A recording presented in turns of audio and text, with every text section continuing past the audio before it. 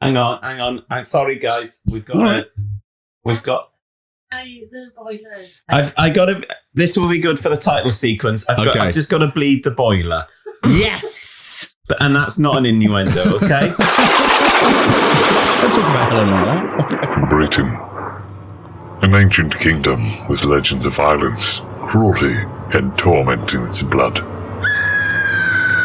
Join your hosts, Ross, John, and James, as they bravely tread where few would dare. Witness their journey into the horrific history of British horror. They are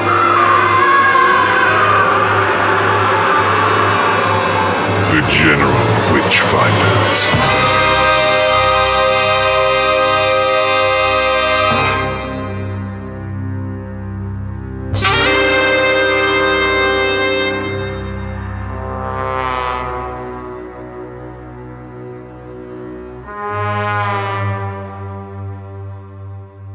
Ladies and gentlemen, goblins and ghouls, welcome to the 14th episode of the General Witchfinders podcast. I'm James in Bournemouth on the south coast of England. I'm John Pountney in Treforest, which is in the south of Wales, in South Wales. It's because he read the script for the first time. Right, I really haven't. But there we are. I'm Ross in Dorchester, Southern England, and today's episode we cover Sanguine, Bidamus, Corpus, Edamus. I've never known what they're singing. Oh, I've looked it up. The Omen. Yes. They're saying... And what are the words? We drink blood. No, I know the words now, but what do they mean? It means we drink blood, we eat something else, hell Satan, how all that kind of stuff. Really? Don't wear a parka in a health and safety nightmare. More on that later. Yeah. Very dodgy handbrake. For generations, the Thorns have been a family of tremendous wealth, position, and power.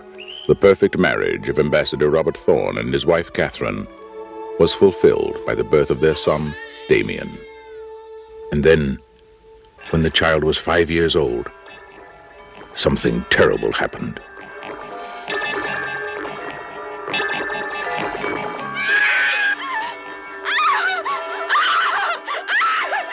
And then it happened again.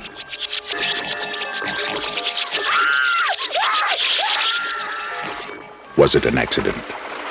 Was it murder? Was it a coincidence?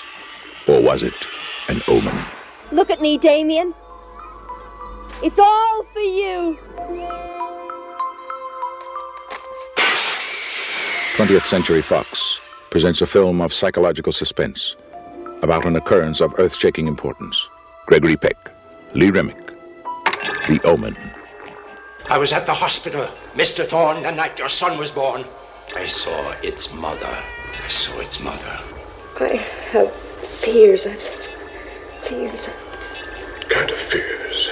Its mother, Mr. Thorn. You saw my wife. Its mother. What is it that you're trying to say? His mother was a... This is not a human child. Make no mistake. There are those who will die for him.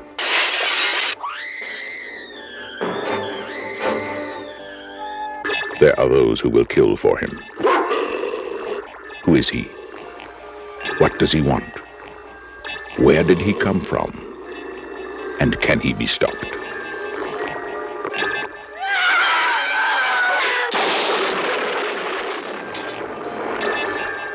Gregory Peck, Remick, The Omen.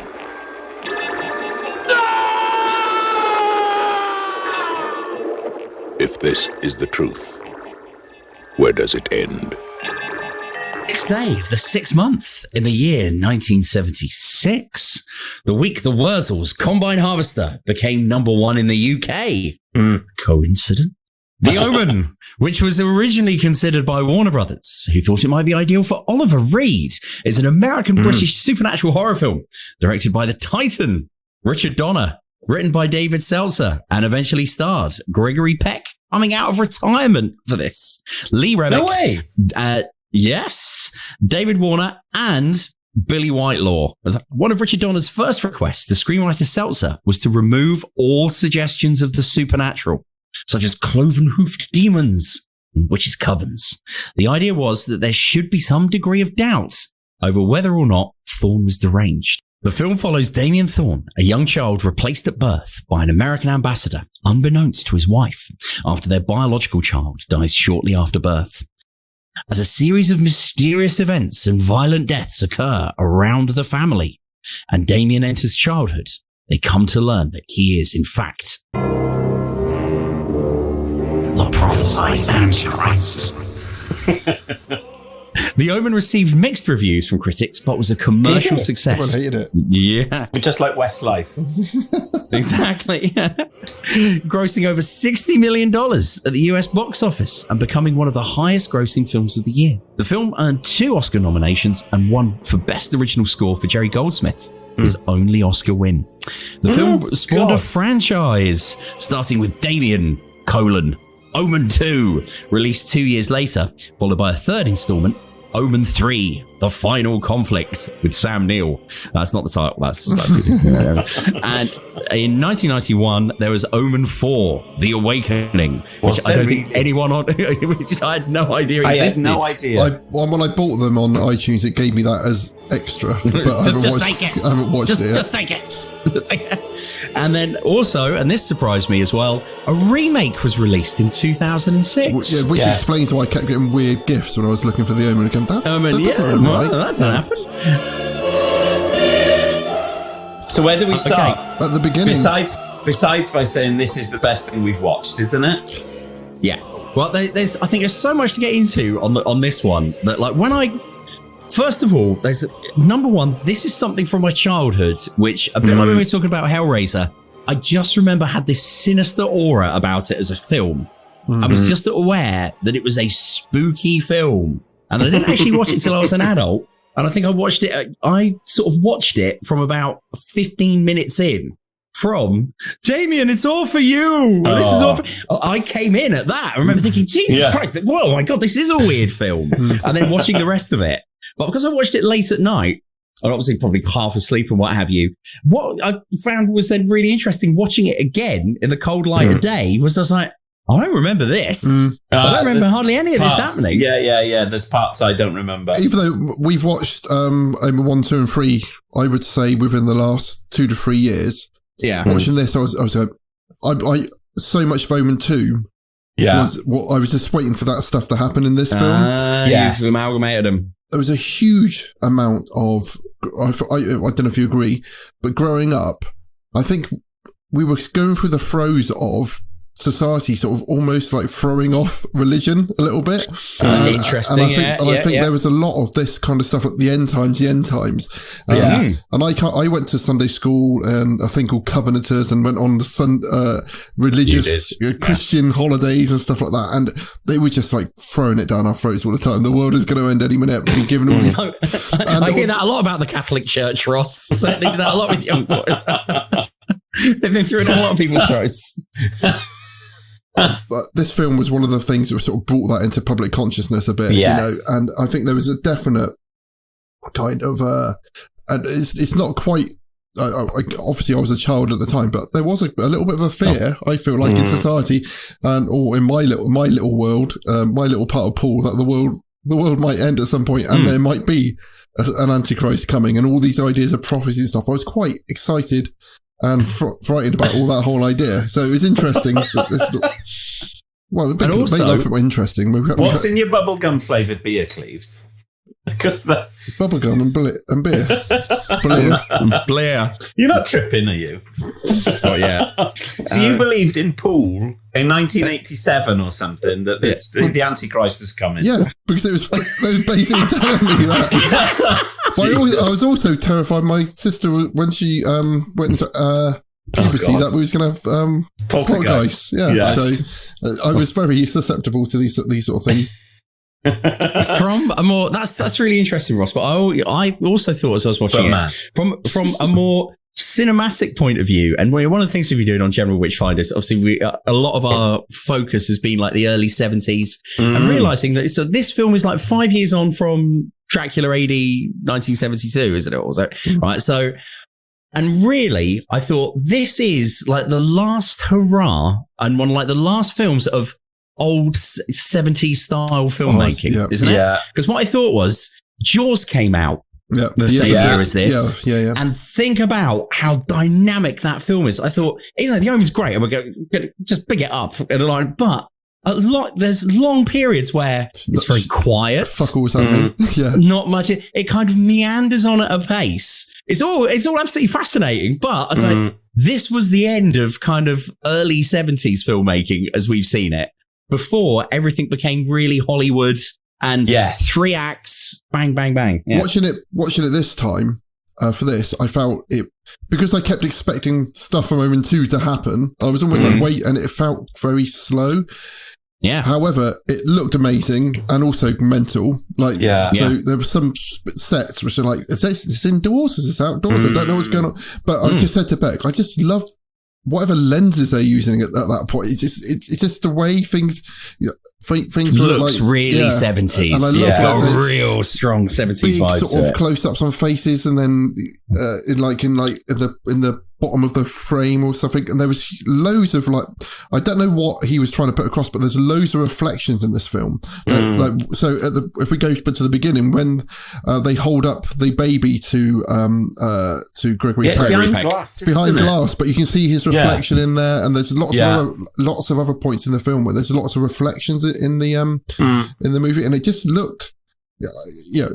looked well considered and artistically put together, and I just love that. I think for me, it's due to the crash course we've had in early 70s British horror cinema over the past few months. I think it's an incredible kind of halfway house between, like James says, Jaws and the ultra low budget kind of Hammer stuff that was. Satanic Rites of Dracula was only 3 years before this, and there are elements of Satanic Rites of Dracula in it where they're next to the Thames, where Thorn meets Patrick Troughton by the Thames. I thought, God, this is very similar to Satanic Rites of Dracula, but it is so glossy.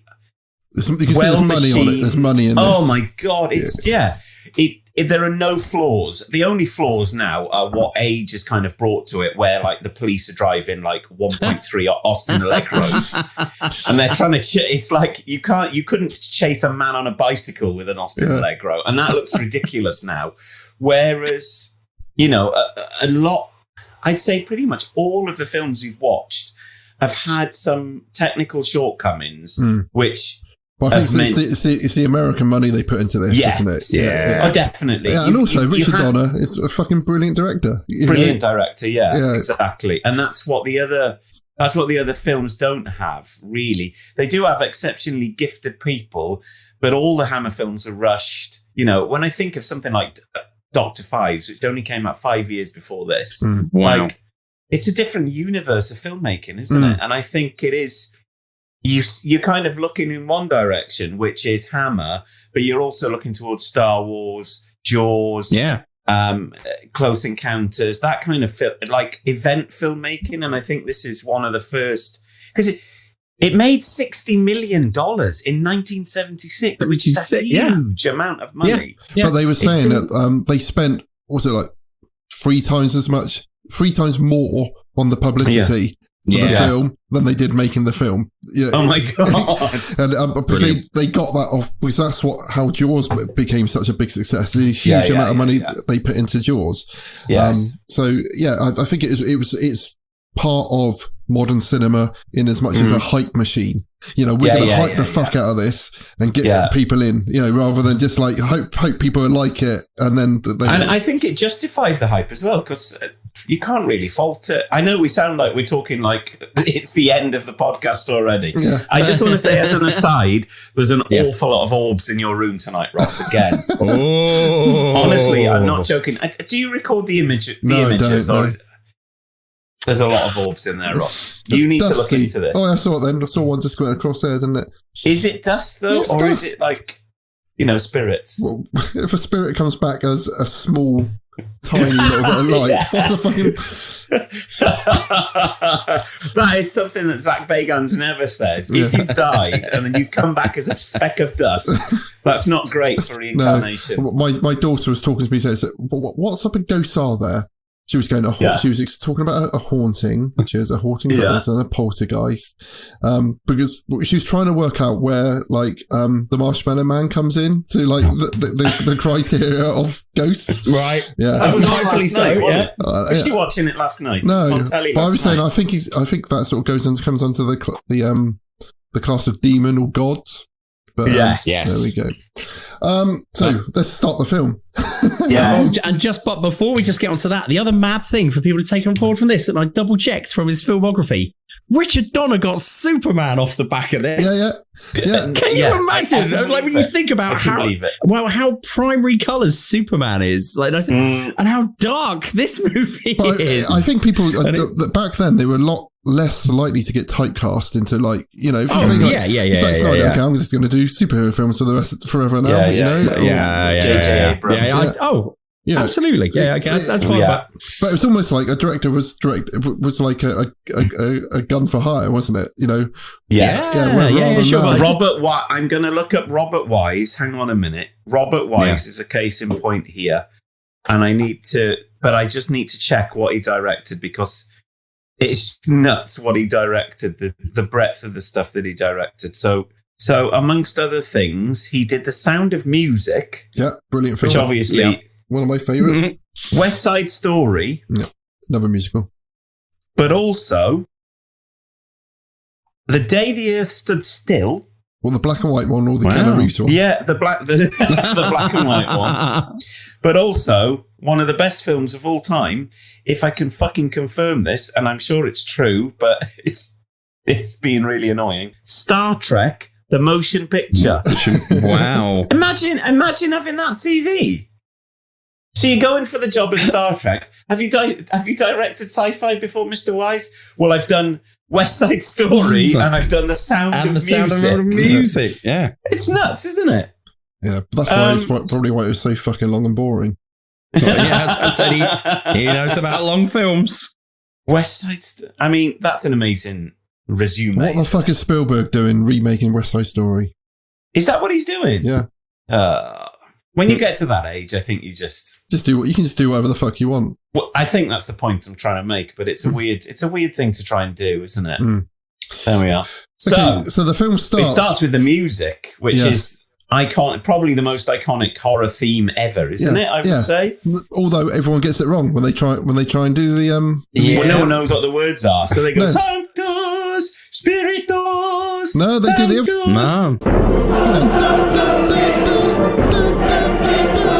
It's exactly what I was going to say, is that I've got a false memory. Carmina Burana. Yeah. I thought it was Carmina Burana by Carl Orff. Dun, dun, dun, dun. Yeah. What? That's Apocalypse Now, isn't it?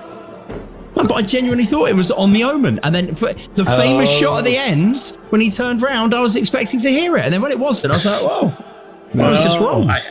I was just expecting Jerry Goldsmith. No, it is who also did the music for Star Trek: The Motion Picture? Yes. There we go. Of course he did. The main love theme for that movie is between Kirk and what entity? Vija? The Starship Enterprise. Oh, okay. The main love theme of the film is between Kirk and the bloody Enterprise. I know we're veering massively off topic When I was sorting out the bedroom today for the decorators to come in, I was listening to the music from Star Trek: The Wrath of Khan, and it made me think of you, John. Nice. And I was thinking, James Horner. Brilliant. Yeah, I probably will attend your funeral at some point, and I will get them to put that music on for you. That will be played. I can fit it into my busy schedule. Yeah, can you get buried in a torpedo? The battle in the Matara Nebula. Yeah. Oh my god! I could probably hum you the whole thing now. That's how it starts. It's like a discordant. There we are. Go on, carry on. Okay. So we still haven't got past the beginning. So child is dead. Yeah, child is dead, and they are saying to him, "We could replace the baby because the baby's we've got a spare. We've got a spare, and his mother died exactly the same time. suspicious. Yeah. Convenient. Yeah, not at all. And he's like, I don't know, maybe. And he goes and does it. At that point, I turned to my wife and said, if that happened, would you, what would you have done? She said, I think I would rather you never told me.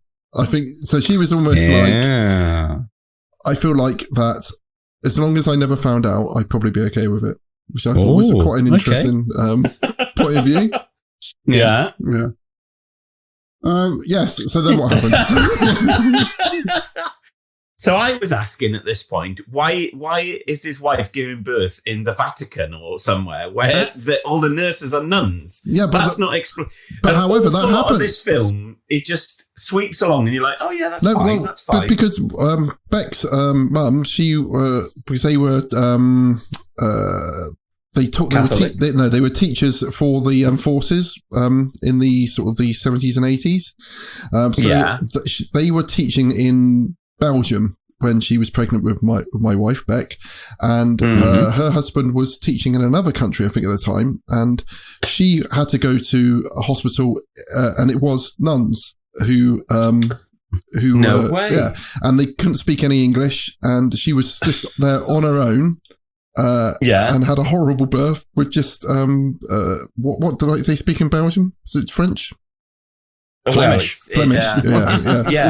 So did they take the baby away and then bring another baby back at any point? Yeah, while she's unconscious. But yeah, she said it was terrifying and horrible. So it did happen. Yeah. Oh, I didn't remember any of this part from the outset, and I do wonder, like James said earlier, if I've ever seen this film from the start before. Mm-hmm. I think potentially I've joined after the start because I have no memory of them swapping the baby. Yeah. And what surprised me at this point is already they're very, very heavily signposting as another orb goes through Cleaver's view.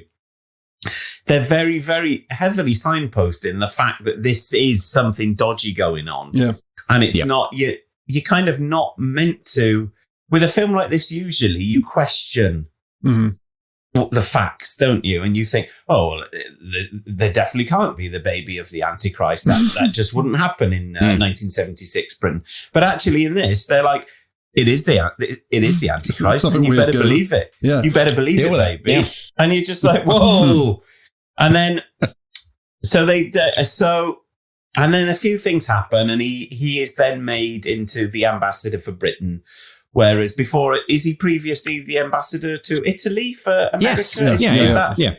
That's it, the kind of, what is that kind of dialogue? I can't remember what it's called now when the story is given away. Yeah. Exposition. So the exposition then is a bit dodgy, isn't it? Where his wife is like, future president of the United States, and it's like things are being signposted really quite. Yeah, well, they're setting up the prophecy, aren't they? But then they go to look at this house, and then they pretty much imply that they're going to have sex on the floor while the baby. Yeah, while the baby's outside. Yeah, and all they do is close the window or something, which is very odd. Yeah. And then and not British, and I think that it shows that they're not British at this point. And I think that's what that scene tells us is, do not think these people are British, because the British would not carry on like that. There's no furniture in the house. They mention. Yeah. But the happy music comes in at that point, doesn't it?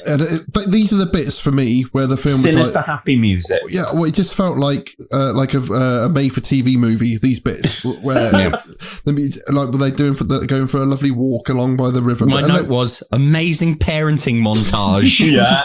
At 11 minutes, which included a dog on wheels. Yes, I've written that down. I want to point out, toy dog. My sisters had one of those. Oh, that was a real 70s thing in this country. It looks very cold, and then there's a slideshow of them next to a London bus. Oh yes, which is really, really weird. But very quickly, it spins on that, doesn't it? And you start to hear really squelchy synthesizers, and you get close-ups of a Rottweiler hiding in some bushes. Stone Tape-esh, and they don't really go back to that kind of weird sound effects, do they? Actually, you're right. As I said that, I was just thinking they don't really revisit that. Yeah. the major part of the party scene, which comes quite quickly, so you get into the horror quite quickly, for me, was recognising a guy called Bruce Bower. I'm thinking, I know this guy. And where do I know this guy from? I know this guy from Empire Strikes Back, but much more excitingly and interestingly for the three of us. Spearhead from Space? No, he plays the general at the end of Octopussy in the circus. When Roger Moore is dressed as a clown and defuses an atomic bomb. General, there's an atomic bomb! Let him out. General, there's a bomb in that cannon. Sure, where else would a bomb be? Great clown, man. I'm deadly serious. I'm a British agent. What? Sir, that bomb is set to explode at 3:45. That's 90 seconds from now. General, this man's either drunk or crazy. Hey, Ramsay! Move out! Grab that! Oh, damn it! Let go! Let me go, damn it! There's a bomb in there! Let me go! The zenith.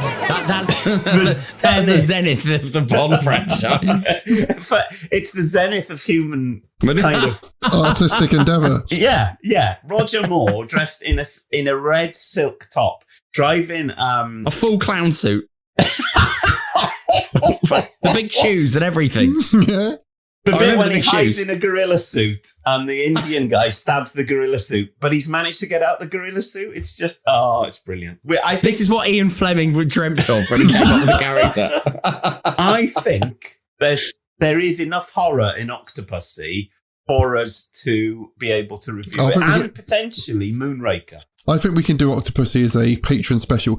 Please. Yeah. This has cost me shitloads to do this podcast. Please come and give us £3 a month to carry on doing this. Go to patreon.com/General Witchfinders. Thank you. Yeah, whatever please. It is. Thank you. Whatever it is.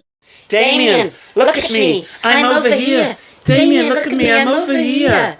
It's all for you, Damien. Well, so that's you, Damien. Well, because that's what, I didn't make too many. I was so enchanted with the film. I didn't make as many notes as I normally do, but I have just written down Hypno Dog. Yeah. Basically, the Rottweiler turns up and hypnotizes the nanny. Yes. And basically makes her just sort of kill herself. I didn't realise that. Yes, I think Ross. so. Well, the dog is like the familiar of Billy Whitelaw. Billy Whitelaw and the dog seem to have like some kind of weird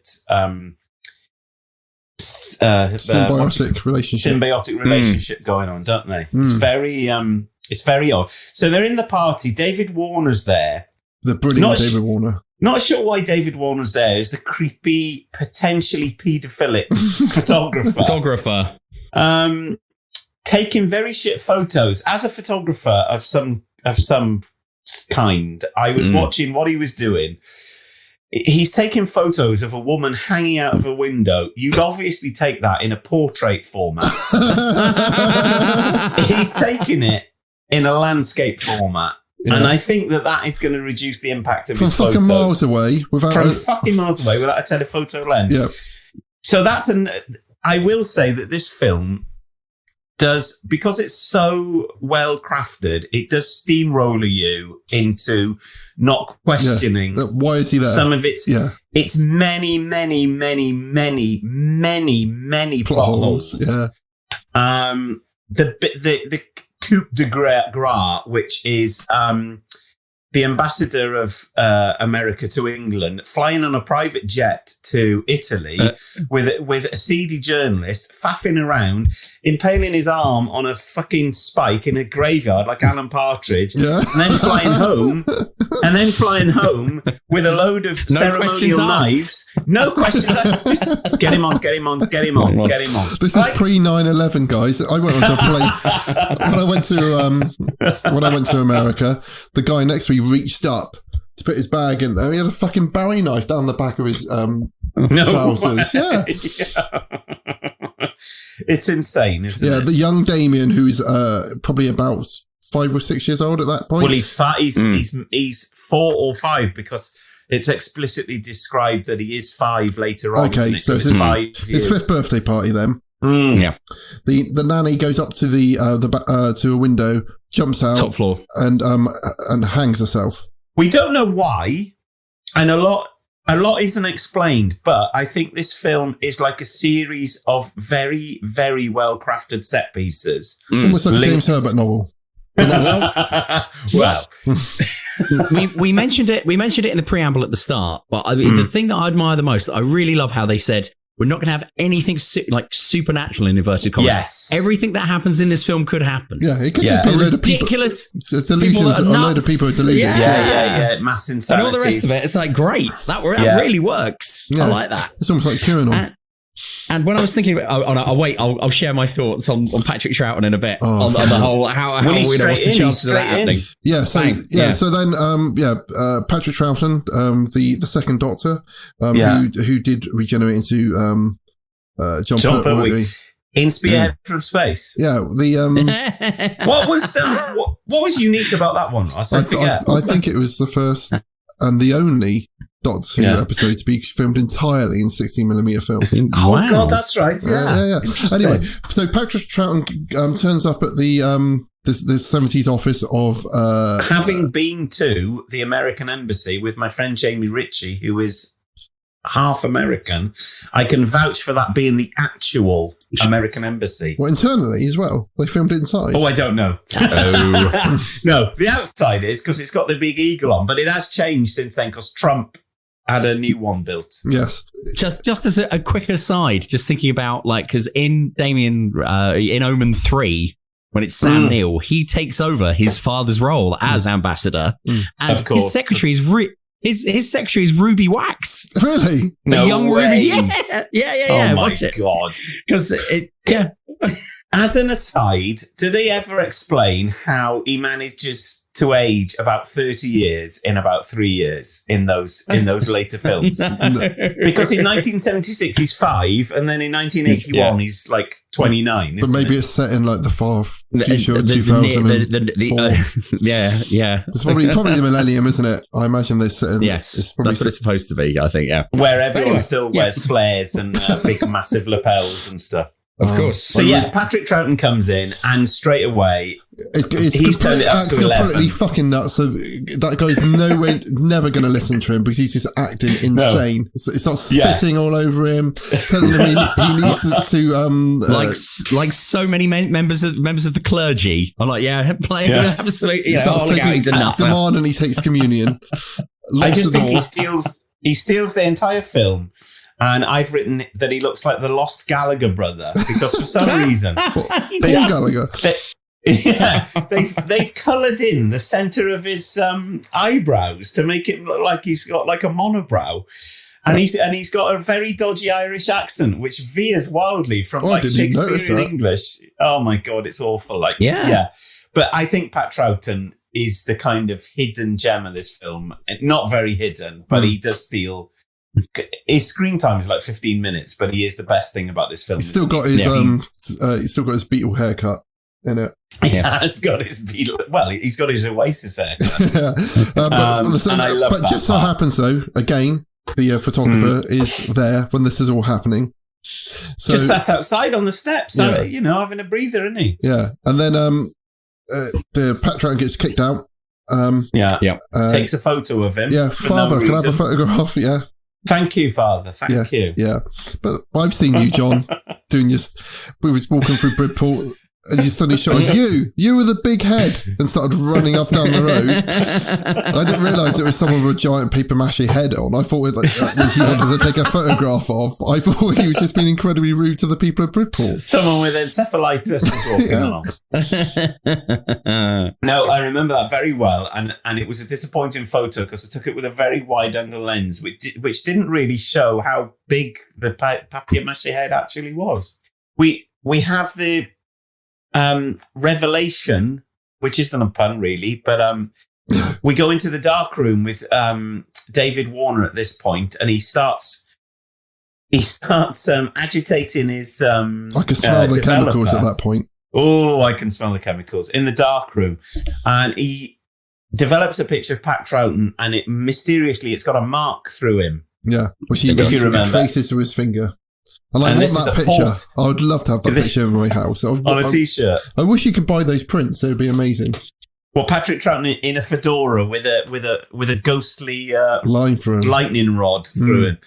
And then we are introduced to Billy Whitelaw, who is another brilliant kind of unsung hero of this film, who comes in as the nanny. Is she a nanny? Yes, she's like the anti Mary Poppins, isn't she? Yeah. Yes.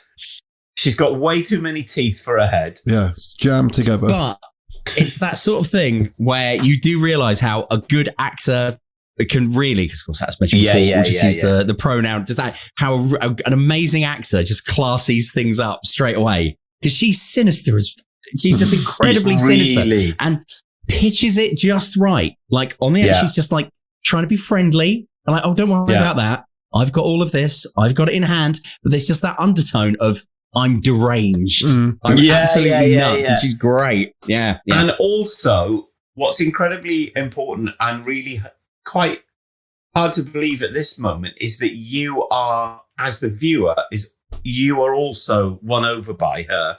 Because at this point, she's just walked into the house and they're like, oh, yeah, that's fine. Who sent you? Oh, the agency sent you. The agency. Yeah. Oh, here's my what do you call them? References? Not reviews, references. Yeah. And it's like, no one in their right mind would let that woman near their child. No. But there's something in her performance and their performance, because I've got to say that Lee Remick and Gregory Peck play this absolutely totally straight, don't they?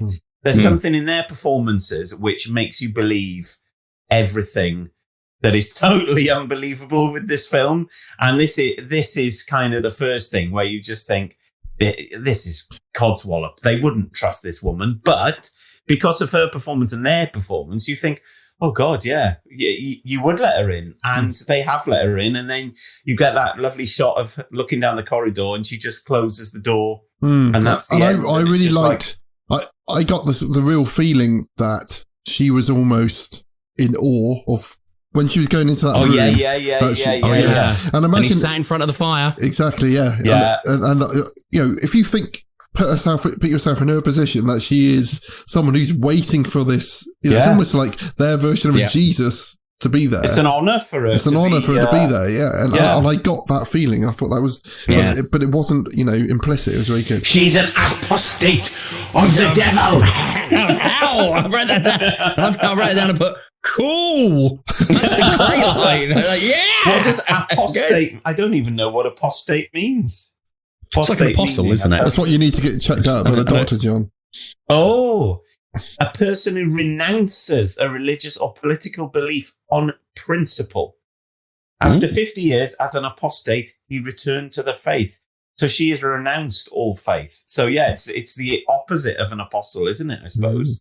The next notch on the bedpost that we find in terms of Damien it being massively signposted that he is the son of Satan is that he doesn't want to go to church. Oh, brilliant. So, John, have you got anything about the architecture of the church they go to? Because it looked like something you would take a photograph of.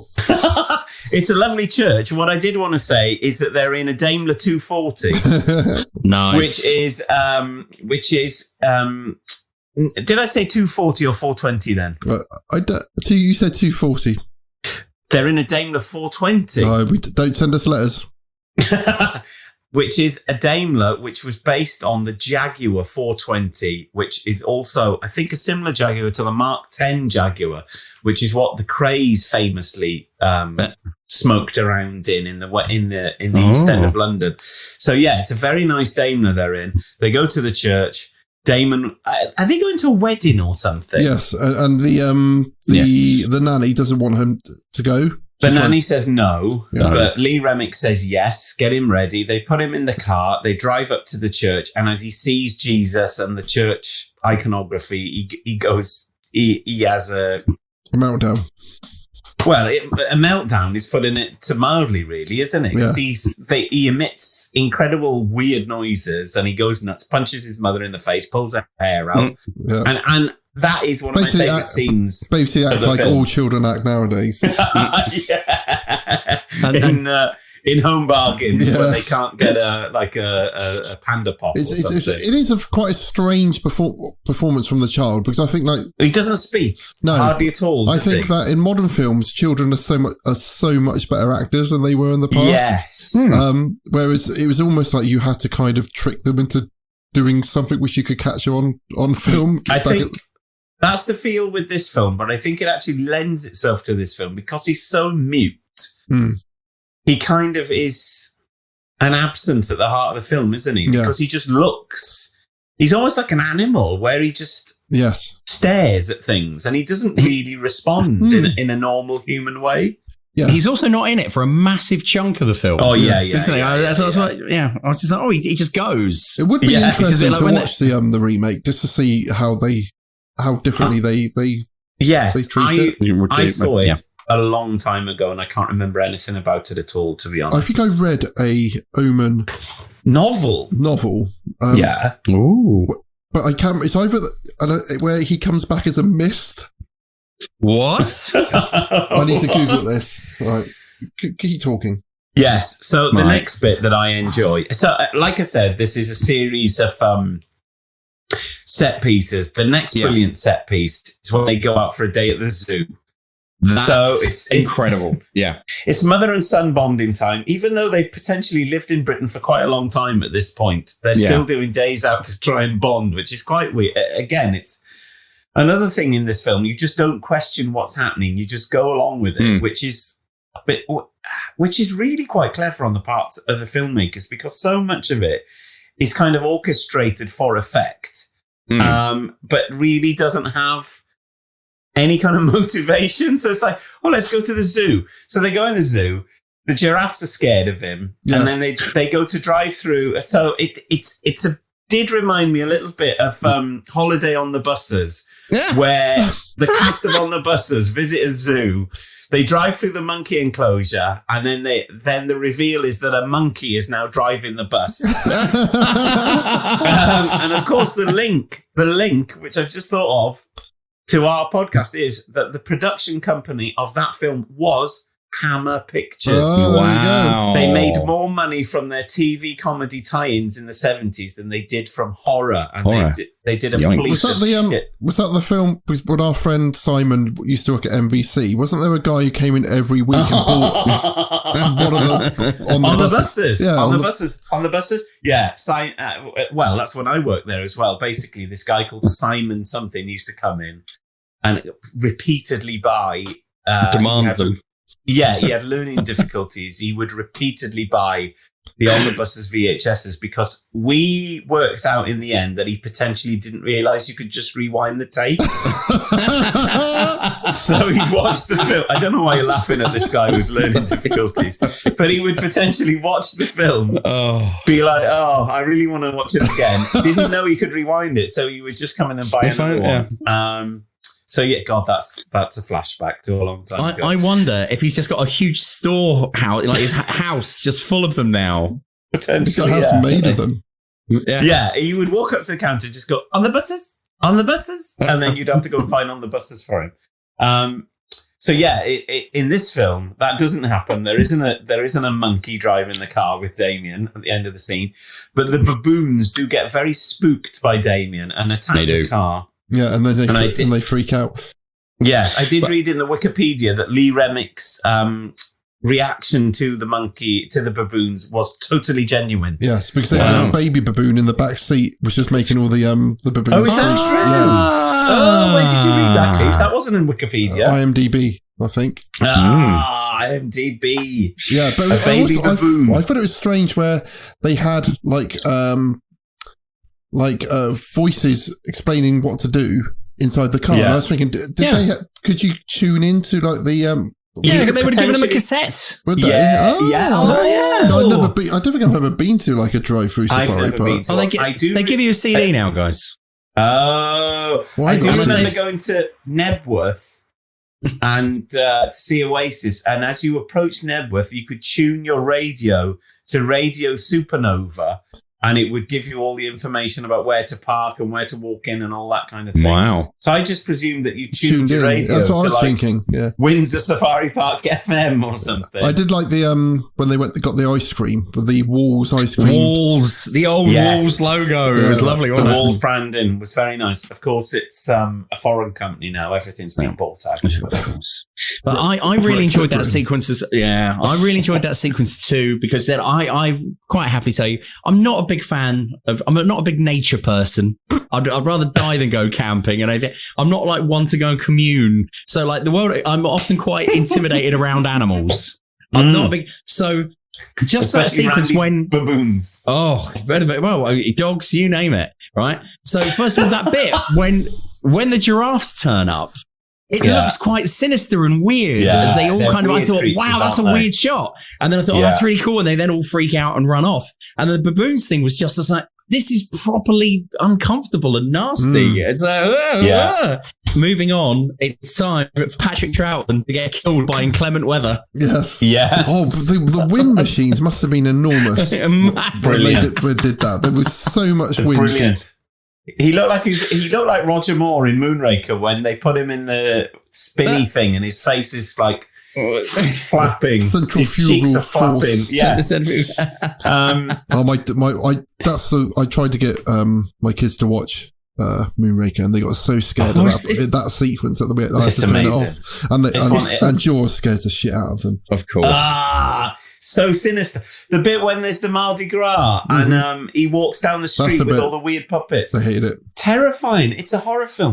Anyway, so Pat Troughton again steals the show. He turns up. Some great cinematography at that point. Yeah. Thorn goes to meet him on the embankment and he tells him a load of mad poetry and it's very odd. There are no rhyming. James is an RE teacher. There are no rhyming sequences in the Bible, are there? No. That's all been done. And he does say the poem later on. Gregory Peck. He does acknowledge that part. He's like, it's the poem. The priest kept saying, "Yeah, that's not in the Bible at all. It's just not in the Bible." There we are. Oh, that's a shame. I think the Bible should have more poetry in it. Well, you got the David's, what's it called? What's David's songs and poems? Non-canonical. Right? But there's without jumping ahead too much, I did really laugh. Like when they're trying to interpret the poem and interpret the book of Revelation, and he went, when the nation of Rome rises again, and he went, that could be Italy joining the EU. Exactly. Imagine we find out that the whole Brexit thing was trying to stop Armageddon. Damien. Very good point. Very good point. So they do the poetry, and then Gregory Peck buggers off. Doesn't seem to notice that straight away, as soon as he walks away, huge storm erupts, which culminates in Pat Troughton running around in a very Second Doctor-ish way. Yeah. It really reminded me of the story The Invasion, where the Cybermen are shooting at him and he jumps over lots of explosions. Yeah. But he basically runs up to a church and can't get in the church. There's lots of leaves and it's very, very well done. Very flashing lightning, very windy. And then basically clap of thunder, flash of lightning, a very, very badly erected lightning rod falls off the top of the church and impales him. And it's a brilliant kind of vista, isn't it? Where he's just in the center of the frame. He's been spiked through the guts. Yeah. And it ends up on the front page of the newspaper. We always have corpses on the front cover of the newspaper. It's a tour de force of filmmaking, but then you're like, why? Who is there to take the photo of him? Yeah. Is it David Warner? Is it David Warner? Yeah, but he's the only photographer in England. In London. It just, again, it's this film really throws its story up in the air and then keeps it up in the air, and you don't question really what's keeping it up in the air because it's just like no one's going to make podcasts about this shit. And in 40 years' time or something. As I was watching it, and like this death and this sequence, I did think, once again, the great idea of nothing that you're seeing here couldn't happen. And I just thought, what's the chance of being speared by something like that? But then I stopped. Did you Google it, James? No, I didn't. But what I just immediately thought was, now hold on a minute though. The late great Rod Hull died when falling off of a roof while trying to fix his aerial to watch the Champions League. And it's like, that's what we're being told. That's what we're being told. Maybe there's somebody at the door was actually him trying to tell us. To warn us. Yeah, the Antichrist is coming. There's somebody at the door. There's somebody at the door. Hey, there's somebody at the door. Oh, there's somebody at the door. Come on, there's somebody at the door. Oh, there's somebody at the door. There's somebody at the door. Oh, there's somebody at the door. Does that mean that Grot Bags was an active state of hell? or Emu. Yes. He was trying to, all the time that he was trying to contain Emu whilst on Parkinson. He was wrestling with his inner demons. Have you seen it when he attacked Richard Pryor? Google it. Richard Pryor being attacked by Rod Hull is pretty good. Is that what pushed Richard Pryor to just start doing freebasing crack? Yeah, he sets his balls on fire. But I was thinking, if the devil could do that, whip up a storm and make that happen, why don't he do that before he tells? All the time. Yeah, I know. To stop. All the time. Yeah. But again, but it doesn't matter. You can't question. That's the issue with films like this, is that you don't question as you're in the narrative. And when you sit down and think afterwards, you're just like, oh, bloody hell, what a mess. At this point, I've written Patrick Troughton gone, swerving Allegro. So I think does what's his name, Gregory Peck, go and visit the psychologist? He goes see David Warner, doesn't he? David Warner takes him to No, I think it's a psychologist he's in a posh office, and they talk about getting the child aborted. But at this point, she hasn't said that she's pregnant. I don't think. Yes. I remember. But at that interesting. Point, at that point, obviously, you had to get the father's permission in order to have an abortion, which is interesting. Yes. So he rushes home and almost collides with a swerving Allegro. But in the meantime, what's intercut with this is Billy Whitelaw being demonic. Lee Remick is doing something with a fish bowl of goldfish and tending some ornamental ferns in a very dodgily placed basket on the balcony. Yeah, the interior decoration of their house is very strange. So there's a point where they're in the bathroom, which is done out with like trellises and fake plants, and it's just like, why is this bathroom made to look? And the bath's in like a cupboard, and it's just why have they made the bathroom look like a garden? And why have they got hanging baskets inside? It's just a very strange 70s. Very 70s hanging baskets. They were all the rage. Any listeners of this podcast that live in Cardiff, if they can imagine what Pillars, the restaurant, looks like on Queen Street in Cardiff, they'll know exactly what we're talking about. Have either of you two been in Pillars in Cardiff? No. I don't know. It was on Queen Street, and you go downstairs, and it's the most 70s place ever. I'll send you pictures later. Yeah, it's still there. It was open. It reopened after lockdown recently. Helen and I used to go for toasted sandwiches and chips. Oh, very nice. Lovely. When she worked in Kukai many, many years ago. So basically, you get given the impression at this point that Billy Whitelaw has kind of given him some kind of thought command to go and knock his mother off the balcony, aren't you? Who isn't his mother, obviously. Which he does, and that scene genuinely... On a little trike.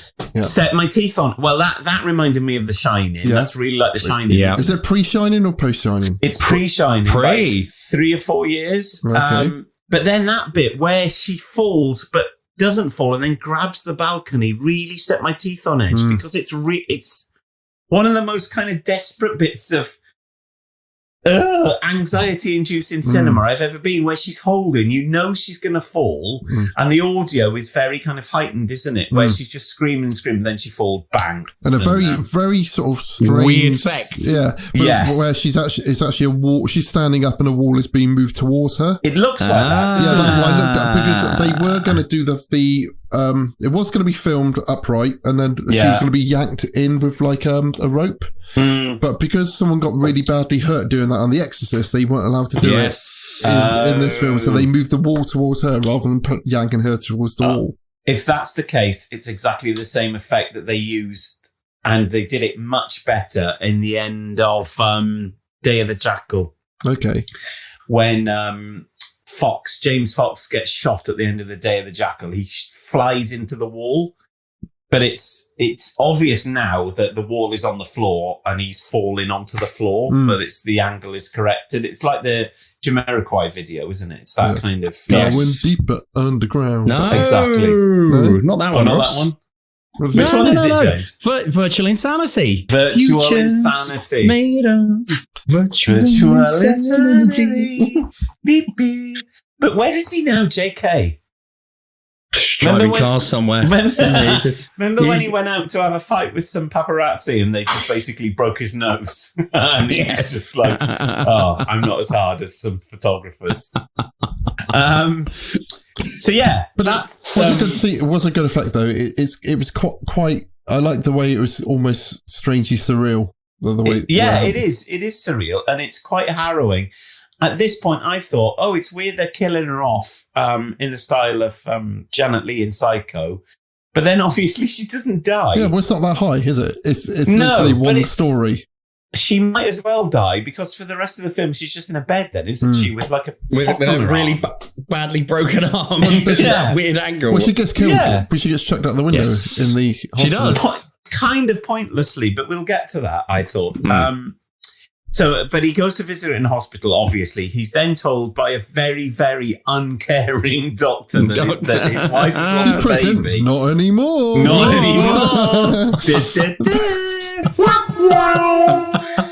So he goes to talk to her, and she's like, don't let him kill me. Don't let him kill me. And I was like, this is good. This is very good.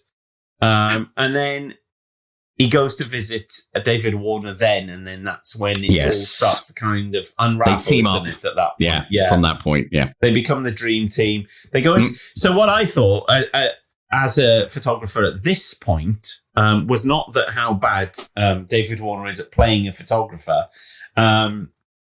I just thought that if this was done now, how boring this would be with digital photography. Yeah. That you wouldn't have any of this amazing atmosphere of like the prints, the red, the dark room, the same light, the dark room. Well, if they filmed it now, they would still get them doing that because they would just pretend that's what photographers do. Yeah. Because it's the weird sort of film language of how photographers work. Yes, rather than just putting it into your Mac and then just opening them up in Bridge and going shit, one good one, shit, which is what I do most of the time. But basically, you take 1,000 pictures to have like 10 good ones. But that is a great scene, and then you have the brilliant epoch-defining scene where they go to Pat Troughton's flat or whatever it is. Which is basically the inspiration for 28 million following horror films. I don't know if they did anything like this before. I don't know if a film did anything like this before. But since then, I have seen this set in like Seven, The X-Files, just so many derivative films where it's basically a room covered with pages of the Bible, crucifixes, candles and stuff, is it? Yeah. All that kind of shit, isn't it, basically? Did they say at this point that Pat Troughton has a 666 birthmark as well? Yes, he did. They say it in this scene. Yeah, I did understand that. So why has he got it and why has Damien got it? I had no idea.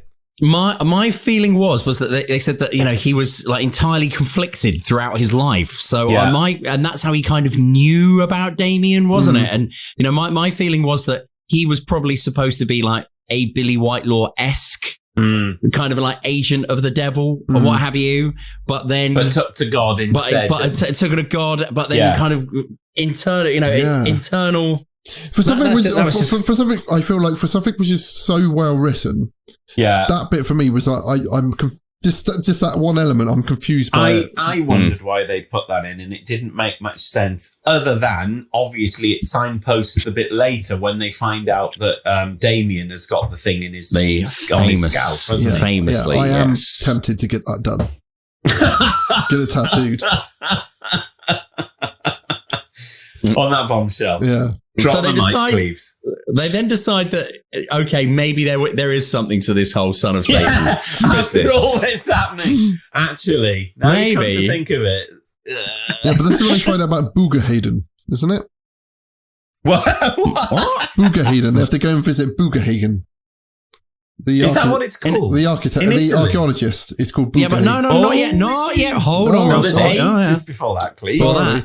Because first they go on their Italian road trip. Yeah. And I said, Damien is just now not in the film. And, Rob Brydon-esque.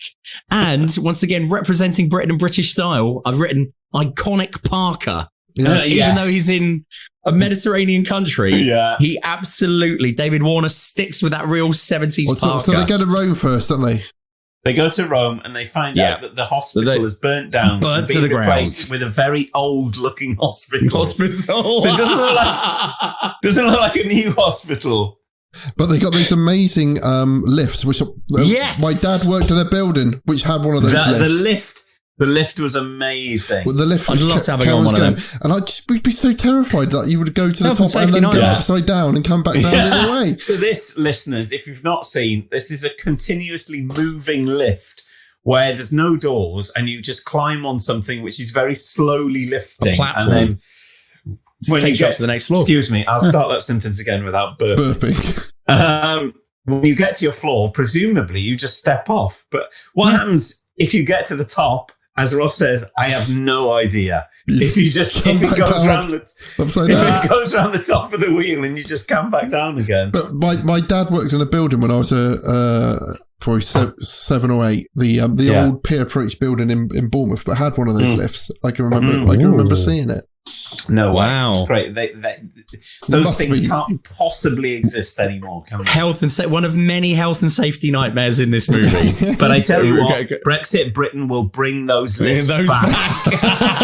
We will cut that EU red tape, and if we want really dangerous lifts, like, imagine if you're going up in that lift and your foot or your arm or your scarf is sticking out.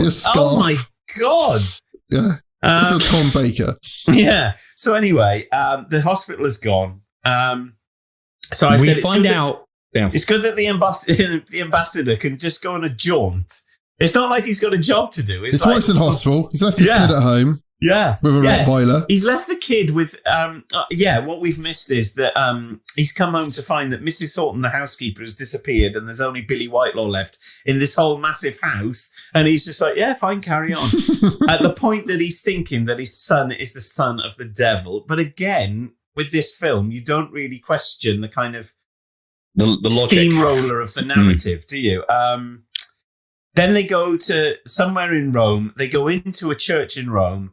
And it cuts to a church which is really obviously British, which I thought was a bit of a letdown because the architecture wasn't Roman Catholic at all. It looked very, very British. Derek Nimmo was in there. They basically then find out that the priest at the start, who was the head of the hospital, who gave him the dodgy baby, is in some weird monastery in the hills or whatever, isn't he? And they've got to go and see him. Yeah, to find out the matte painting hills of Italy. They drive there and they look down, and it is an incredibly well done matte painting, but obviously a matte painting. But it was very sort of dreamlike at that point. It felt like it sort of went off away from this kind of like 70s realism. The whole film is. I agree with John, isn't it? Yeah, and that's exactly what we're saying with like the suspension of disbelief, the way that the narrative carries on. It has got this dreamlike quality to it. I agree 100%. It doesn't let you it keeps going with, like we said, it's not a pacey film, but it keeps going with a momentum that doesn't ask you to question anything that's happening, which is quite remarkable, really. So they go to the place and they go in, and it reminded me a bit of Vertigo because they've got the bell ringing and they go in, and basically, obviously, they found that because the hospital burnt down, the priest they're looking for the reveal is, with a massive crash zoom on his face, is that half of his face is burnt. And he's got one of our favourite, the weird, fake, droopy eye. Special effects. Which we see quite a lot. Looks like a poached egg. Yeah. He looks a bit like Khan at the end of Wrath of Khan. He looks a bit like Two-Face in Batman Rises, or whatever the fuck it's called. What's it called? The middle Batman. The Dark Knight. The Dark Knight. Not Batman Rises. He then starts scratching out esoteric words on a piece of wood, because we need to point out, we're told that since the fire, he is unable to speak. And then the one priest, he says to him, however, he has renounced his faith. And Gregory Peck goes, how do you know? And he says, because he is able to write with his left hand. And I've written down, I put it down, I would have just loved it if he would have just held up a bit of paper that just says, bollocks to Jesus. That's what he said. No more. But yeah, you're right. There are these very esoteric symbols which are supposed to symbolize that there's, there's something that symbolizes a monk. And then 666, isn't it? But then he writes, he writes a name down of the cemetery they've got to go and visit to find where the crystal skull's buried. They've got to go and find the grave of the mother of the baby. Who is that Damien. scene? That sequence of graveyard is just dark. Not only in terms of lighting, but just generally, it's a really grim scene. Yeah, it's obviously a set, but it feels like a really fucking brilliant set. It's fascinating because this is the bit for me that is the most hammery of the whole film, where you've got a massive soundstage. It must be. I don't know where. Sound of music, actually, but at the end, the last few bits. I don't know where these bits were shot, whether it was Pinewood or somewhere like that, but it looks like the Hammer version of Hound of the Baskervilles, where all of the more of Hound of the Baskervilles is all just done in a set in Bray Studios. And obviously, you've got the dogs as well in this part, which turn up. So the feel is very like Hound of the Baskervilles feel, but what they've got is another thing, which is a Hammer trope. Shepperton Studios. Oh, it was Shepperton, was it? So there's another trope here, which is very hammery, where they go to this cemetery, they break into the cemetery, and they go and they have to open the graves, and that is seen in so many Hammer films. It's the original Dracula. There's lots of open graves. There's Plague of the Zombies. But in this one, so they open the grave of the mother in inverted commas. At least it was a heavy stone as well. Often it is a heavy stone. But so the mother looks like the body of an animal. It's a jackal. Oh, is it? That's what he says. That's what Patrick Troughton says when they burst in on him. He says his mother was a jackal, but the jackal gets drowned out by the. So are we led to believe that in a hospital in Rome, a jackal has given birth to a baby somehow? Yes, correct. And at the same time, now hold on a minute. Hold on. Yeah. Wait a minute. The US ambassador's wife has and look, the US ambassador's wife has just given birth to a baby. Hear me out here, lads. Let's kill that baby. And then when the ambassador's really sad, we'll just say, baby. Just have the jackal baby, mate. He's fine. Sure, let's run with it. Let's go with it, lads. But anyway, that's what happens. So that's why it's dark. You learn that, in fact, his son was not stillborn. It was murdered. They've murdered a baby in this. It's the darkest part of the film. And you see, they open the grave of the baby and you see that the skull of the baby has been smashed in. Yes. And I think that Gregory Peck's performance of this part is really good because, again, he just doesn't ham it up at all. He really is just very good. And that's what makes this film work. Did you read why he took the part? Because his son... Because he thought it was his son psychological thriller? No, his son had committed suicide, and they were worried that, and he felt bad about him not spending more time with his son before his son committed suicide. No way. And they were worried about giving him the script because of this, but that was the reason he took it, because he wanted to work it through. Yeah. He's also excellent in the remake of Cape Fear, and I just want to put that out there. It's a good film. Yeah, it is. Yeah. Oh, I bloody love that film. But I think, is this one of the key scenes of this film?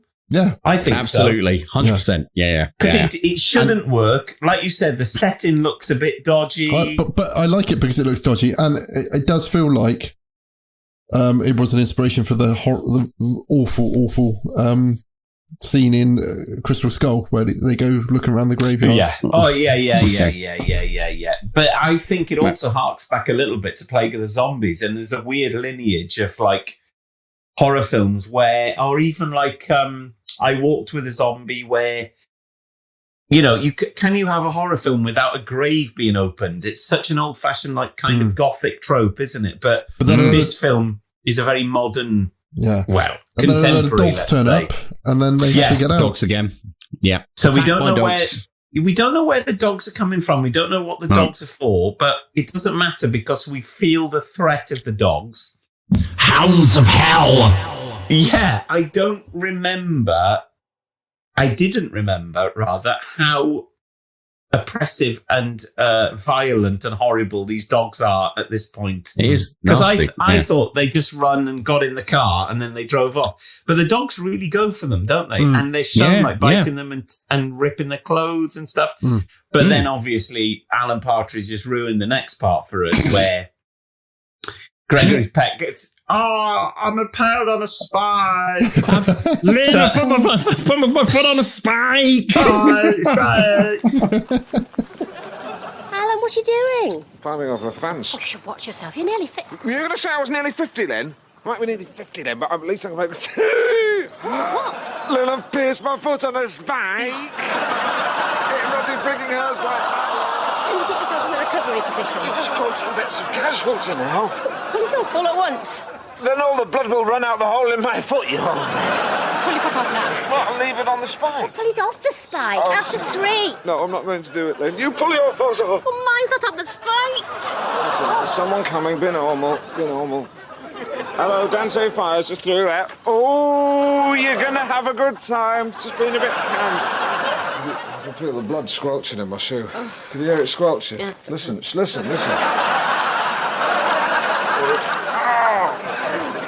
Look at you. You should be in hospital. Some of these people have come from Stoke. So he gets his arm stuck on a spike. I'm sorry, but anyone who's had that injury would lose so much blood that they'd be dead. Blood, yeah. That is a bit too far-fetched, isn't it, at that point? Like, just have him like sprain his ankle or something, not like have his bicep impaled with cast iron. That's just ridiculous.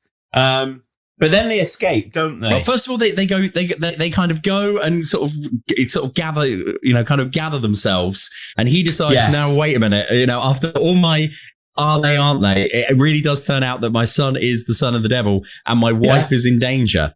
And he rings her up and says, "Get the hell out of the hospital now! Just go!" And then Billy Whitelaw turns up and yoinks her out of the window. Shoves her out of the horrendous. They go, fall to her death is pretty nice. A very, very kind of multi-tracked scream. Yes. She falls through the roof of an ambulance. Yeah. The doors, brilliant stunt. The doors burst Havoc and full effect. And she's dead on the trolley with blood coming out of her mouth, which is just quite a weird, and this is what I was saying about earlier, it's quite a weird point to kill her off because she's already effectively died in the film because she's been killed by Damien. I think it would have been more effective to have her killed by Damien at that point rather than have these scenes with her in the hospital. But it's interesting though. Because she adds nothing more at this point, does she? No. And if you think, again, we were saying, there's hardly any Damien in it. And it's just weird stuff happening around him and a couple of nutters who might believe this stuff who are making these sort of things happen. And that's interesting when you look back to think, like, is any of this actually real? One of the main one is David Warner, of course. His character in this is the main one who puts all the nuts kind of stuff together. He's a conspiracy theorist. He is, isn't he? Yeah. And that's something that maybe is influential again with films like this. Like conspiracy theory isn't a phrase which is uttered in this film at all, is it? But that's exactly what he is. So then they find out that she's dead. He finds out on the phone that she's dead. And then he says, I want Damien to die too. So we move towards our final act, which features Rumpole of the Bailey. Enter Leo McKern. He looks like, he looks very similar to how he looks in Help as well, because he's in Help, isn't he?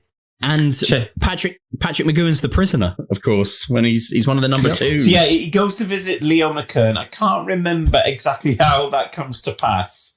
But he's got an amazing name, Boogahagen, and then it turns into the Exorcist with all the digging and all that. Yeah, but doesn't it look like they've suddenly gone to like the Holy Land or somewhere like that? They did. That's where they filmed it. Yeah. But was it meant to be in Italy or? No, because he says they've got to go to Megiddo, which is supposed to be Armageddon. No. And while he's there, yeah, exactly. Right. Okay. So, and while they're there, Leo McKern basically just says, well, here you go. And, you're, by the way, just to confirm, your son is the devil incarnate and you are going to have to kill him. Yeah. Which I did think is, honestly, though, the other really good thing, why this film works, along with the whole, they never do anything that's supernatural in inverted commas. The other thing is that is, for me, with my philosophy hat on, that's such a really brilliant ethical dilemma. Could you bring yourself to kill a kid? It's impossible. Even if he's a white, oh my God, you can't do it. I don't think it's explored enough at the end, because I think the speed of the end of the film spoils that dilemma. I would have made it that. What would have been a good way of doing it is that he seemed innocent. I would have made it that all the people around him were doing stuff, but you could say like, well, he will become the Antichrist. He's not the Antichrist now, but he will become the Antichrist. He's coming, So, like, could you kill Hitler before when Hitler was a child? That's what they've done in Doctor Who, isn't it? When they have Davros in young Davros, those episodes that I can't remember the title of, where the Doctor has to kind of decide. But I think another way you could have done it is where you'd have like a non-linear thing where you start the film with the question of, can you kill this kid?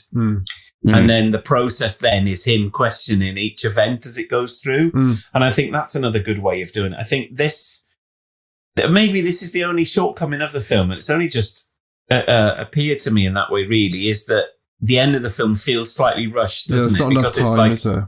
No, it's because he's like, oh, I've got to kill a kid now. And it's like, well, are you going to, this is where it starts to go a bit frayed. If it was 100% clear that Damien had killed his wife, I could see him doing that. But there was, he doesn't know for certain how she got. He's just been told there's been a horrible accident and she's fallen out of a hospital. And it's Billy Whitelaw. And then Billy Whitelaw is just back in the house asleep, isn't she? There's like, so it's like if he knows Damien has killed his wife, like you say, Cleves, I can believe that. But at this point, it's just like, I tell you what, we've totally missed is David Warner having his head chopped off. Well, that happens next. Yeah, is that health and safety? Yeah, the health and safety nightmare. Oh, of course it is. Yeah, so Leo McKern says, "Here's the knives. You got to stick this in his head. You got to do this. Stick this up his bum or whatever." Make sure there. Make sure. Holy ground. That isn't, stick it up his bum on holy ground, and that. But I'm not talking about Bob's your uncle. Not talking about the Catholic Church at all here. Yeah, Armageddon's avoid it. Maybe that's what they're trying to do. Edit that bit out. Bum every child if they possibly can. Hopefully they get the Antichrist. But then, basically, in a foreign country, I know not where, David Warner goes to try and pick up the knives after Cary Grant. What's his name? Gregory Peck has chucked them. Yeah. And he's like, well, if you won't do it, I'll do it. And I thought, oh dear, this scene looks very bad. Because the reason he said that is because he's seen photographs of himself with a line through his neck. So he knows that he's next for the He's on the list. He's on the chopping block, literally. He's next. I thought that the way David Warner delivered that line was really obvious that he was just projecting it to no one but a film crew. And it looked like a day that Gregory Peck wasn't on set. Yeah. And then he goes to pick up the knives, and then some stupid builder. Middle Eastern builder. The classic trope of the idiotic foreigner. Gets out of his van. He hasn't had it MOT'd recently. Correct. The handbrake is it turns into looking shonky. The final destination at this point. Yes. But this was there first. Mm-hmm. It's a beautifully choreographed it's not really a stunt, is it? Because it's a dummy that gets its head chopped off. But it looks good. It's a montage that works really, really well. They did it with 7 cameras. Wow. It's an immense piece of filmmaking where you know that it's just a dummy, but it looks so good that you're like, wow. Basically, the truck rolls down the hill, hits the sand bank, and a sheet of glass comes off and chops off a sheet of glass which has not been secured properly. Yet again, 2 pieces of health and safety nightmare. Imagine driving around in a truck with a sheet of glass and a dodgy handbrake. You don't tie down the glass and you don't check whether your handbrake is properly operational.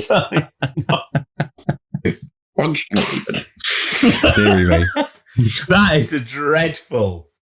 That's why we're better off out of Europe, isn't it? Really? Bring back British handbrakes. Leyland Daff. Leyland Daff. Oh, we need a character called Leyland Daff and something. I once hired a Leyland Daff when I worked for Dave, and I was astonished to see that they were still in a modern Leyland Daff van. They were still using the same door handles inside as were used in the Austin 1100, which was a car which was launched in 1961 or 60 or something like that. You are the only man who would notice. It doesn't matter. This was in 2001. So it's 40 years after they started making these. Did it give you an erection when you saw it, John? No, it made me think there's no wonder that this country has gone to the dogs. So where are we now? We're in the final act, aren't we? He's in his private jet with all his knives that no one in customs has. Cool knives. I'd like to have those knives, very pointy. Cool knives, please. That's so gothic. What? Cool knives, man. Oh my god. I'd love to carve a cross on my forehead. Billy Whitelaw turns up and jumps on him. In her pajamas. Yeah, and they were scrapping the kitchen. He stabs her in the neck with a fondue set or something, doesn't he? Yeah. The Rottweiler howls, and then he gets Damien in the back of his car, and this is where we have the car chase you was discussing, John. He's got a Ford Granada estate, which it is a Granada. Even I recognise that. It's not what he's driving in the rest of the film. In the rest of the film, I think he's got some kind of soft top car. So I don't know why he's taken to the estate at this point. That's his child murdering car. Yeah, but he's hell bent on killing Damien at this point. So he charges out of his gatehouse at this point, and he's in hot pursuit. In an 1100cc Austin Allegro is a police officer who radios ahead to someone in a Range Rover, and then they chase him to a church somewhere. And he's about to stab Damien. Daddy, no. When a very, very rare armed policeman in England turns up. Yeah.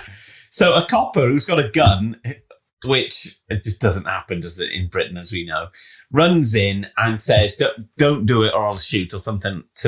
Unless he's one of the Satan worshipping. Maybe. That's why he had. Well, that's what I question throughout the film. Is a bit like Rosemary's Baby, which I think this film is kind of influenced by a lot. By that kind of horror of children that was very big in the 70s. Like, you were watching Blood on Satan's Claw Cleaves. A lot of that's to do with the horror of youth, isn't it? Yeah. I do question how many people that you watch in the film when you get in, how many people are in on it. You know, the psychologists. So basically, then bang, you get a slow-mo of the bullet, don't you? Yeah. And then it's a fade to black, and then does it go straight to the funeral? Then? Yeah, and then there's a very small thing where they talk about 2 dead bodies, so you think maybe Damien did get killed at that point, but then you realise that At this point, they are implying that Damien has now been adopted by the president himself. Yeah. And then you get the famous, I should be so good for you. For you. Shot where Damien turns to the camera and gives us a little smile. And smiles. Yeah. Yeah. And that's it. That's it. I think this is a feature-length episode for us, isn't it? Yes, it is. It is.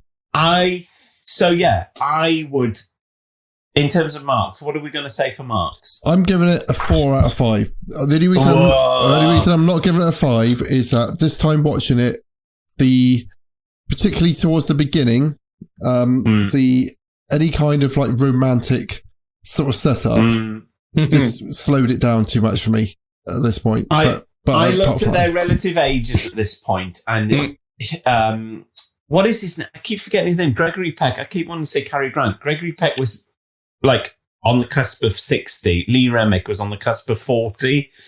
So the romantic stuff does look a bit, it just feels a bit creepy, doesn't it? Because he's obviously so much older than her. And when they go to kiss, like all his wrinkled, like paunching skin, like she looks amazing in this film. And he's just like, he looks fairly haggard. Apparently he kept having to reshoot close-ups because of he didn't like his double chins in the rushes. I don't blame him. I wouldn't like my double chin. But yes. So 4 out of 5 for you, please, James. A 4 out of 5 as well. Wow. I found it was great to watch it again, having only watched it once, and said, as we've discussed, so many interesting things going on. And John, I think you've hit the nail absolutely on the head with the whole kind of suspension, the really successful suspension of disbelief throughout. And yeah, that, because we always go on there. Would we tell somebody else to watch this film? Absolutely, yes. Yes. You've got to see The Omen. You've got to see The Omen. Totally. Yeah. 100%. I struggle with this, how to market, because so the things I like have a certain charm, which is their inbuilt inferiority and rubbish. And that is, the Hammer films, they're not rubbish, but I know they are rubbish. Whereas this isn't rubbish. And it's hard to market higher than them because it is so slick and such a Hollywood machine of the mid-70s. So I don't know what to give it. What have I would give it 5 out of 5 because it is an incredibly enjoyable film, isn't it? Yeah, and I think anyone watching this would enjoy it. It doesn't look as dated as some of the stuff we've watched. I think there are some. I think it reflects really well on modern cinema in a way that some of the stuff we've watched doesn't even reflect well on like silent cinema, particularly like Dr. Phibes, which was just shut. I mean, when you compare it to something like this, it's beyond mediocre, isn't it? In itself, it looks okay, but then relative to other stuff, you just think, I can't believe that this was even made. And I think that's what this film does is. But I think,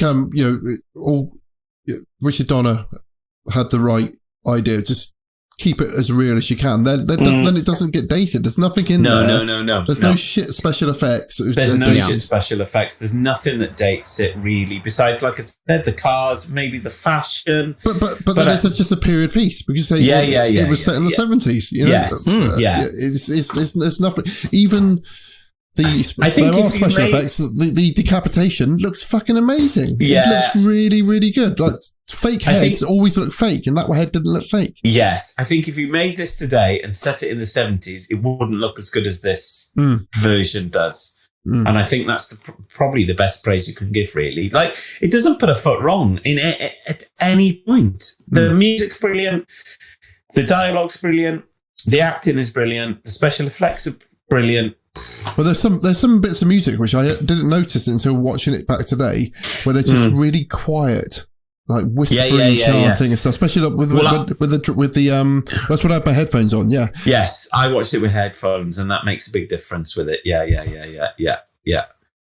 So yeah, I mean, highly recommended. Then this is the highest score on one we've ever done. Yeah, so far. I think in terms of technically and kind of, it's hard to find the words to say. I love the films that we've watched that are mediocre because they're so charming and fun, and they're so of their time. Whereas this just works as a really good piece of cinema, like Citizen Kane, or I prefer to watch Citizen Kane every day. Oh yeah, exactly. I mean, this is probably the best genre horror film. Can you think of a better genre horror film? I can't really. Not yet. No. The Exorcist. Yeah. The Exorcist is maybe good. The Exorcist, but The Exorcist is. Yeah, The Exorcist. The Exorcist. We're never going to cover The Exorcist, but I feel like The Exorcist is basically two different films. Up until they go into the actual exorcism, it's completely. And then it's just like both films are fucking brilliant, but it's just such a massive shift between pre-exorcism and the actual I think this Exorcist. is more enjoyable than The Exorcist because it's hard to enjoy the second half of The Exorcist.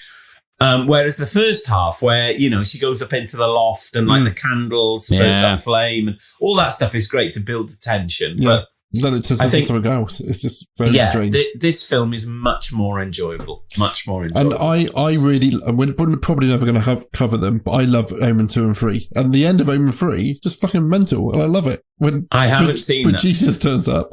Oh, really? I've seen this. Well, I was watching this, and I was like, bloody hell! I've seen Leo McKern do this character before, and that is that the start. That's Omen 2. Omen 2, sorry, Omen 2. Yeah. Because I was just like, I was waiting for him to get killed, and I was like, oh, he gets buried alive, doesn't he? Yeah, it's horrible. That's really horrible, that part. And also, that's Ross was saying, like with Jesus then turning up in Omen 3. Well, that's the end of life on Earth, according to the Book of Revelations. Oh shit! Jesus is here, everyone. Yeah, but the church that ends in Omen 3, that was in Killing Eve the other day. It was in Dorset. Yeah, where at the end of series 2 of Killing Eve, where she gets shot. It was like, oh, that's the bit. That's the bit where Damien gets killed. Brilliant. So highly recommended. Yeah, indeed. Best film we've watched.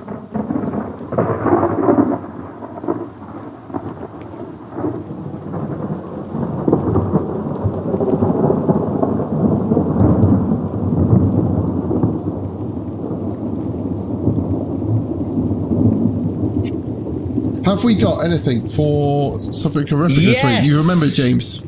Yes, and I've written it. So, I went to the cinema. The cinema is back. Oh, me too. And he's a creator who divides opinion amongst us. But I went to see Ben Wheatley's In the Woods. Oh, I wanted to see it, but it wasn't on. Very good. Well, is it In the Earth? Is it Into the Ground or Into the Earth? Into the Earth. We meant to go about 5 nights running because it was shown in chapter, and then I was like, we've forgotten to go. And then the next night, we've forgotten to go, and then it finished. Yeah. What's it like, James? I would say, I enjoyed it, but it works as you've got to watch it in a dark room on the big screen. Because he does a lot of light effects. Yeah. And it's all like straight. It warns you at the start. It says there's going to be strobe in this.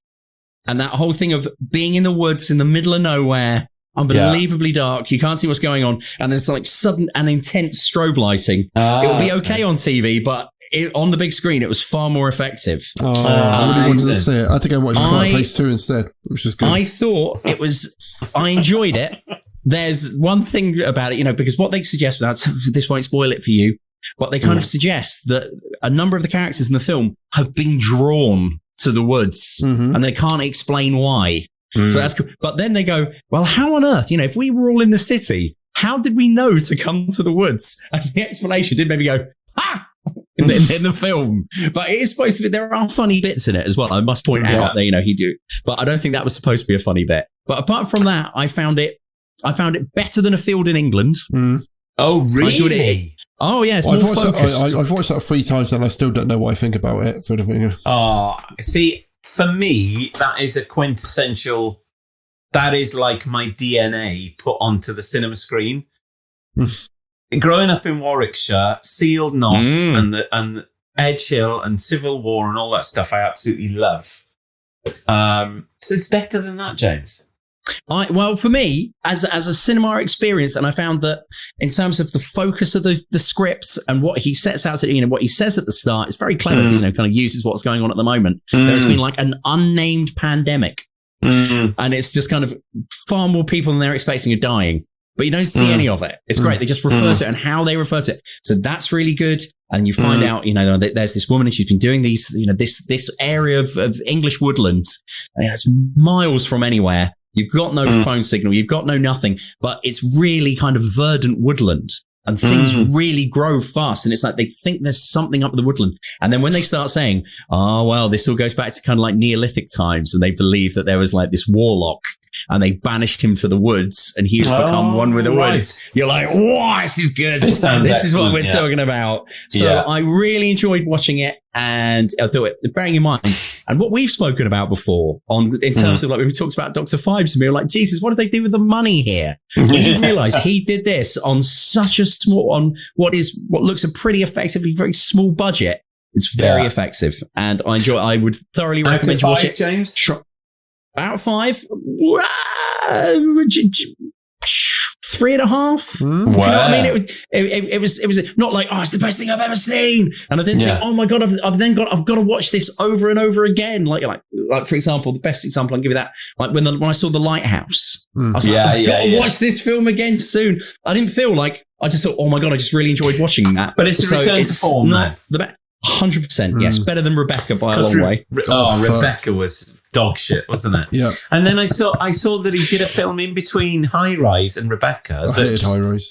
Tanked and just disappeared without trace. So, that's Free Fire. Free Fire is excellent. Free Fire is really good. Yeah. Oh, okay. I had never even heard of it, and that's really good fun. Yeah. But anyway, so that's my something horrific, and I enjoyed it. I can give you one as well. Not that I've given it any thought, but the M.R. James podcast that I'm a big fan of did reviewed a story by L.T.C. Rolt. Oh. So they've moved beyond M.R. James now, actually probably about 5 years ago now, but I've only listened to their podcast back over lockdown. So LTC Rolt wasn't a contemporary of M.R. James. He came a long time after M.R. James, but he does very Jamesian ghost stories in kind of industrial settings. Oh, okay. So he's got one. So I'm up to Cwmgaron at the moment, which obviously is set in Wales. I've read the first 5, and they're all pretty good, actually. The first one is about a coal mine, where some kind of horrible ghoul is disturbed. And the one that they reviewed is called Bosworth Summit Pond, which is a short story about a ghost which is kind of experienced from a canal barge, to do with some people that drowned in days of yore. And so far, they're pretty good. They're nowhere near on the level of M.R. James, but they are pretty good and they pass the time. And that's about... No, actually, that's like damned with faint praise, isn't it? They're pretty good and they more than pass the time. But yeah, I would recommend them to people if you want a better than average ghost story. They are pretty good. But we're all busy reading another book at the moment, aren't we? Well, we're not. Well, we should be, because the episode after the next one, we will be reviewing said book. Really? The Fog. So, yes. I'm reading A World of Pain. Amongst a load of other things. Short stories by Robert Westall, who wrote The Machine Gunners and The Watch House and The Devil on the Road. Yeah. So the Devil on the Road is one of the best books I've ever read. Yeah. So his book of short stories I'm reading at the moment are really very good. So I'll probably recommend that when I've actually finished it. But this week I am talking about a film called Relic. So this is a film by Natalie Erica James. It's an Australian, I don't know if you call it a horror film, but it's horrific. But it's basically a woman's mother goes missing. So the woman and her daughter go to the house to try and find her, and eventually she turns back up again, and there's sort of strange supernatural things going on. She never says where she's been. She's telling people that something's been trying to get into the house. She's been having locks put on through the internal of the building and stuff. But essentially, it's the whole film. After discussing it with Beck, the whole film is almost like a metaphor for dementia. So basically, they are kind of seeing the world through her eyes. So the world, there's a point where they go into a room in the house, and then they come out into another version of the house which they're in. But it's all slightly different, and there's too many doors and all that kind of stuff. It's just trying to put across the feeling, I think, of what it'd be like to start having dementia, and familiar things become unfamiliar, and it's easy to get lost in it. And yeah. So, but the final scene, I'm not going to put it away. I'm not going to give it away.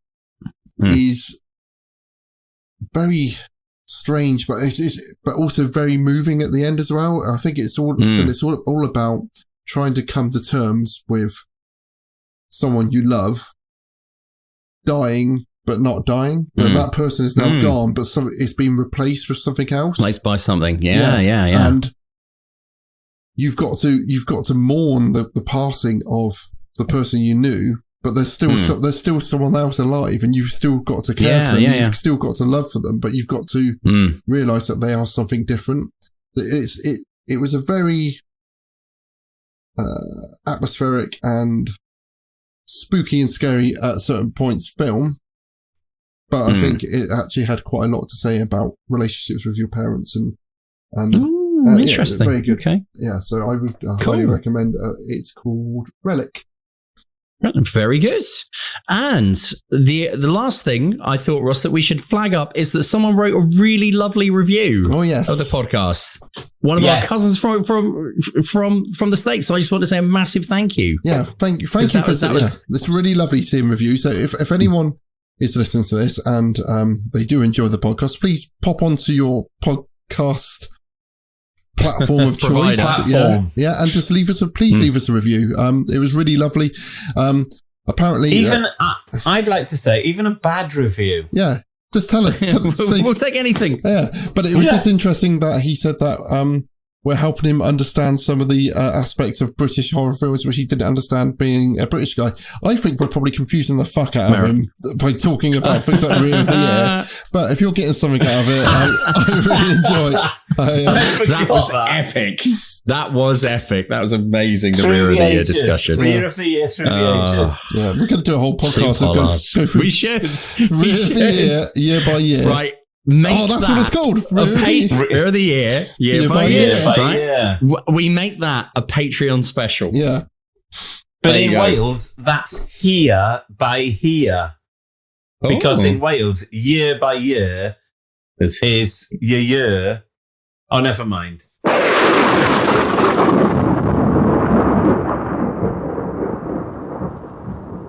Okay, so thank you very much. That was next week. We're reviewing the horrific parts of Moonraker. No. which includes the bit where the woman runs into the forest and is chased by the Doberman. Dobermen? Dober people. Yes. Yeah. What are we doing next time, please? Next week we are doing the Earth Dies Screaming. Oh, are we really? Yes. Yeah.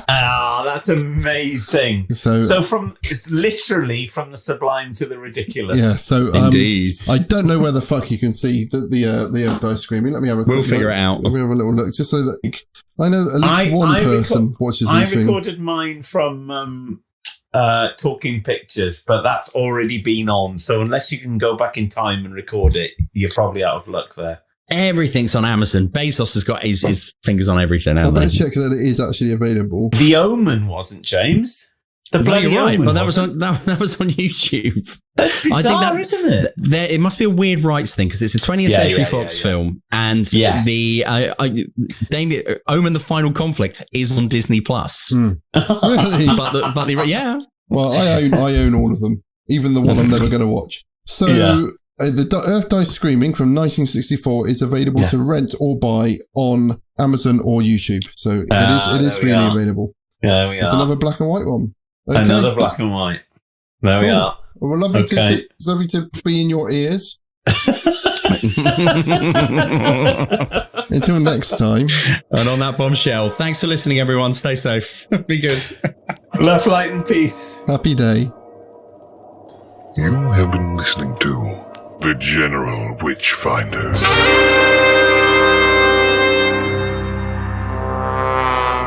Support the show and continue the conversation at patreon.com/General Witchfinders.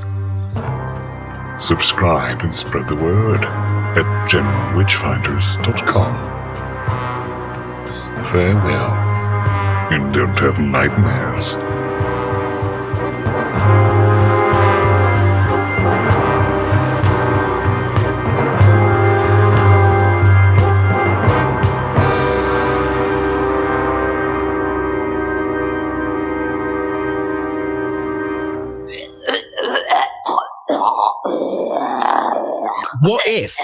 What if Cleaver's gets possessed? I think this house is haunted. He says, all joking aside, John, he says earlier, come down and stay. You can come stay in the loft. And I immediately thought, I don't want to stay in the haunted loft. There's something weird about it. Especially when he said, it's got like that little thing that you can look through and it's like an empty space. I'm like, I don't want to sleep near that. Yeah, you can look through one brick and it's an empty room. Like that is the start of every horror film I've ever seen. There's going to be a Victorian child in there with half a face. It's going to be terrifying. No, it's not for me.